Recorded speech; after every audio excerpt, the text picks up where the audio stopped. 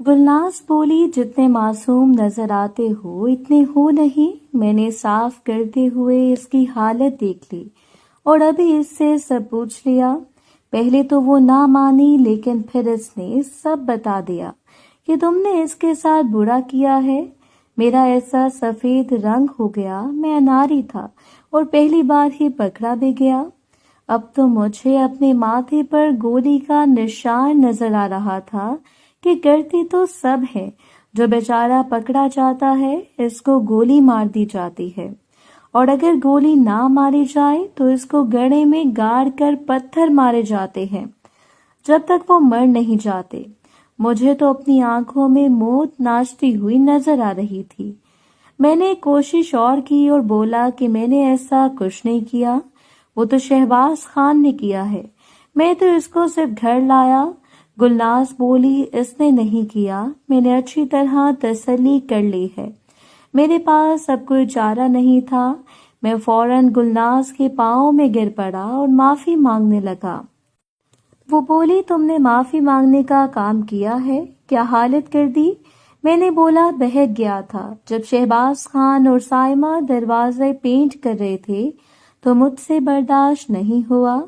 मैंने रोते हुए सारी बात बता दी कि मुझे सजा मिले तो इन दोनों को भी सजा मिले।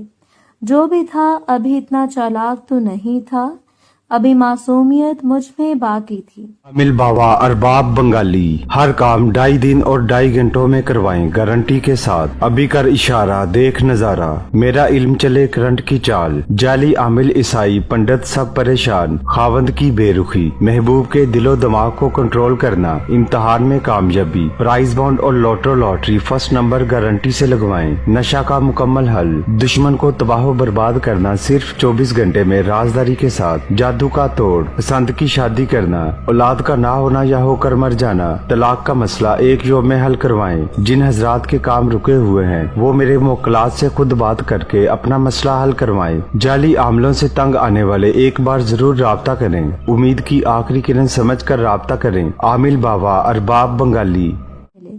जो भी था अभी इतना चालाक तो नहीं था, अभी मासूमियत मुझ में बाकी थी। पहली बार किया और वो भी पकड़ा गया तो और क्या सोच सकता था, और माफी मांगता रहा। सारी बात सुनकर गुलनाज बोली, इसको तुमने भगा दिया, इसका कोई सबूत नहीं है, लेकिन तुम्हारा तो सबूत है। मैं और जोर से भाभी के पांव पकड़ लिए, माफी मांगता रहा, फिर उठा और इनसे बोला कि ठीक है, अगर आप माफ नहीं कर सकती तो मुझे अपने हाथों से मार दें। मैं दर्दनाक मौत नहीं मरना चाहता, मैंने वाकई ही गलत किया है। भाभी बोली कि अगर मैं तुम्हारी जान बख्श दूं तो? मैं बोला, सारी जिंदगी आपका एहसान रहेगा और आप जो हुक्म करेंगी मैं मना नहीं करूंगी। भाभी बोली, वादा करो, जो कहूंगी मानना पड़ेगा और कभी मेरी हुक्म अदूली नहीं करोगे। मैं इस वक्त मरने की हालत तक पहुंचा हुआ था और दिल से वादा कर रहा था। यही बात भाभी को भी कही। भाभी बोली, ठीक है, जब भी जो भी कहो तुमको मानना पड़ेगा। मैं बोला, ठीक है। फिर बोली, अच्छा, मैं इम्तिहान लेती हूँ कि तुम मेरी बात मानती हो कि नहीं।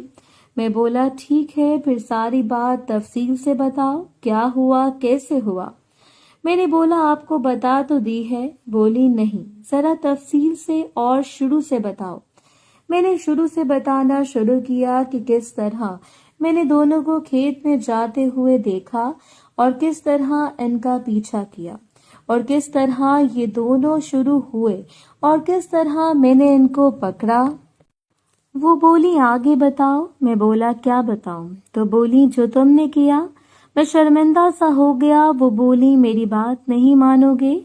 मैं फिर बताना शुरू कर दिया कि किस तरह साइमा को ब्लैकमेल और किस तरह साइमा का दरवाजा पेंट किया। गुलनाज बोली, जरा तफसील से बताओ। मैंने बताना शुरू किया कि वो दोनों दरवाजे पेंट कर रहे थे।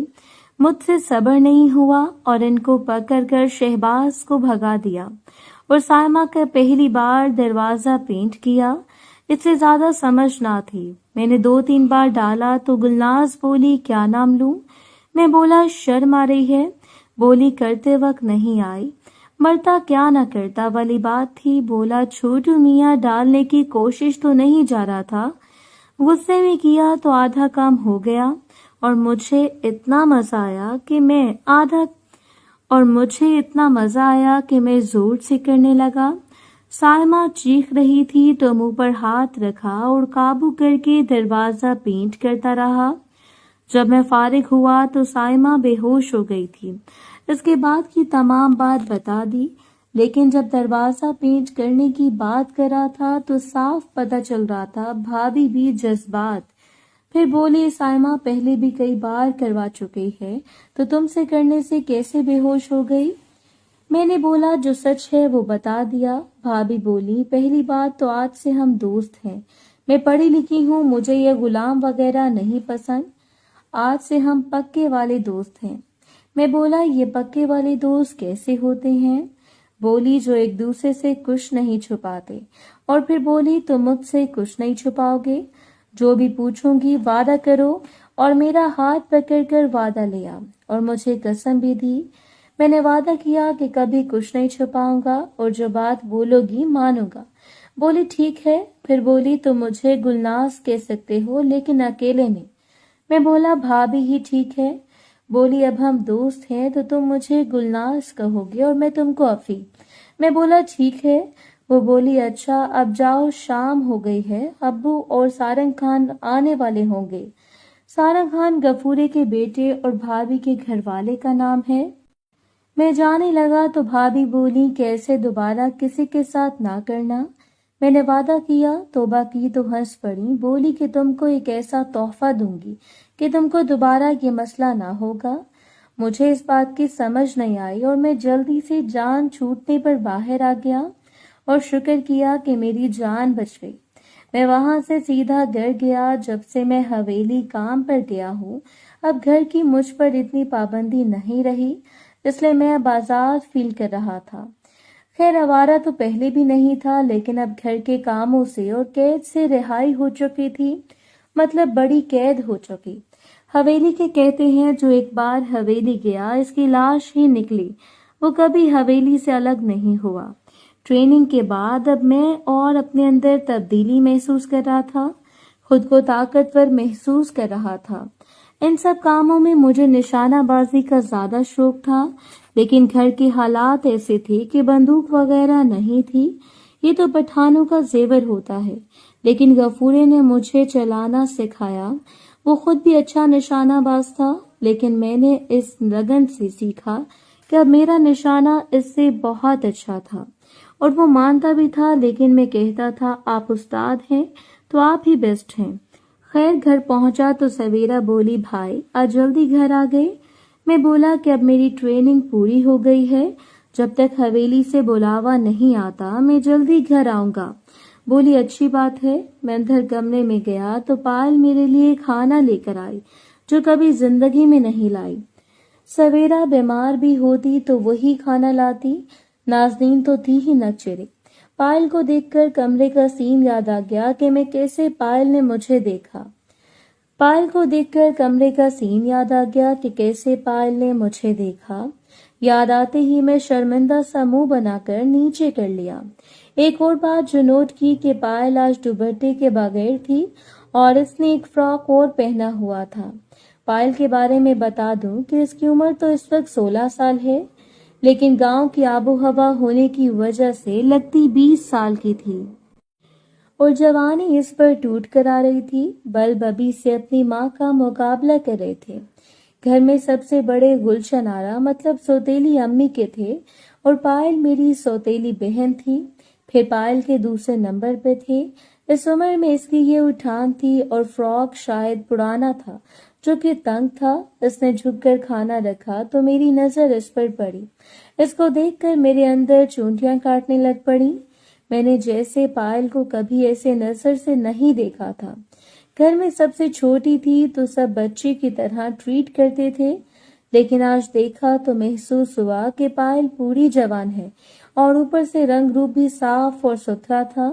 میرے نیچے نہ چاہتے ہوئے بھی حرکت ہونے لگی، حالانکہ ابھی ایک دروازہ پینٹ کر کے آیا اور سزا بھگتتے بھاگتے بچا تھا. لیکن مجھے دروازہ پینٹ کرنے کا نشہ تو لگ چکا تھا، وہ بھی جان بوجھ کر اپنا آپ دکھا رہی تھی۔ میں اس کو ہی تار رہا تھا۔ اس نے میری نظروں کا پیچھا کیا تو اپنے پر پایا۔ میں جلدی سے نظریں نیچے کیں اور خود کو کوسنے لگ پڑا کہ مجھے کیا ہو جاتا ہے۔ کاش اس دن میں نورین کو نہ پکڑتا، نہ سردار کی نظر مجھ پر پڑتی اور نہ ہی ایسا ہوتا۔ لیکن مجھے اپنے آپ کو تارتا پا کر بجائے کچھ کہنے کی اسمائل کر کے چلی گئی۔ میں جاتا ہوا اس کو دیکھ رہا تھا کہ پتلی کمر کے نیچے بہت کچھ تھا جو کہ میرے دل پر اتھل پتھل کر رہا تھا۔ خیر خود کو قابو کیا اور سوچا اس نورین کی بچی کی تو میں بینڈ بجا کر چھوڑوں گا۔ ابھی انہیں سوچوں میں تھا کہ پائل ایک بار پھر کمرے میں آئی اور برتن اٹھانے لگی۔ جب برتن اٹھانے کے لیے نیچے ہوئی، میں نے اپنے آپ کو بڑی مشکل سے قابو کیا۔ میری نظر اگر پائل کے پر تھی تو پائل کی نظر بھی میرے نیچے تھی، اور یہ سب سلو موشن میں چل رہا تھا۔ میں بیٹھا رہا، اس طرح اور کر بھی کیا سکتا تھا۔ پھر وہ برتن اٹھا کر باہر چلی گئی اور سویرا کمرے میں آ گئی۔ وہ نہا رہی تھی اور بولی بھائی کھانا لاؤں؟ میں بولا پائل دے گئی تھی۔ حیران ہوئی، بولی بھائی اس کو کیا ہوا جو آج وہ کھانا لائی؟ میں بولا ان تینوں ماں بیٹیوں کی کوئی سمجھ آتی ہے کیا؟ بولی یہ تو تم ٹھیک بولے ہو، سویرا جو اس وقت نہا کر آئی تھی۔ محترم ناظرین اور سامعین، اس کہانی کا باقی حصہ اگلی آنے والی ویڈیوز میں پیش کیا جائے گا۔ اگر آپ کو ویڈیو اچھی لگے تو ویڈیو کو لائک اور ہمارے چینل کو سبسکرائب ضرور کریں۔ شکریہ۔